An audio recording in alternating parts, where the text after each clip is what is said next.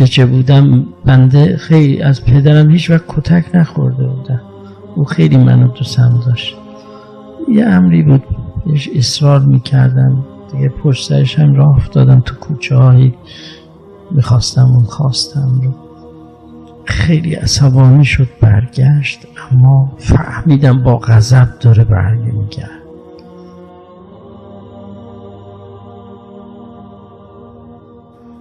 این غضب که در چهرهش تو عمرم ندیده بودم. اینا مد نظرم باشه محضر الهی شدید العقاب هست. رفتم یه جایی مخفی شدم، اونجا انباری بود، یه جایی پشتش اونجا یه شلنگ کلفتی هم بود. اومد اول اونو برداشت، تو میدونستی من تو انباری رفتم. بعد درست اومد یه جایی که بلند شدم دیگه فهمیدم داره دیدش.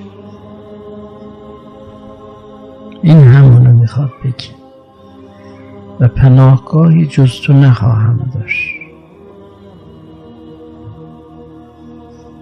همینجور موندم چه کنم، کجا فرار کنم.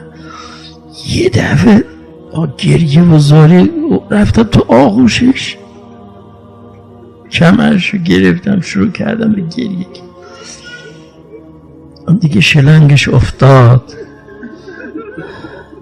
دستشو یواشکی آورد رو سر من کشید. از این چه خیلی ترسیده بودم حیا کردیم پدرم. حیا از چهره مبارکش احساس کردم. در بعضی از روایت هم از خدا حیا میکنه، از بندش. فکرم تا مناجات شعبانی یا ابو حمزه سمانی.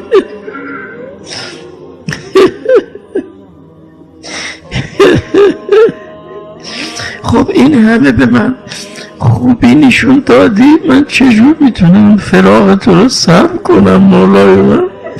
چطور میتونم جا روز قیامت ببینم رو تو از من برمیگرد؟ لای کردم هیچ کلامی نمیخواد با من حرف بزنه.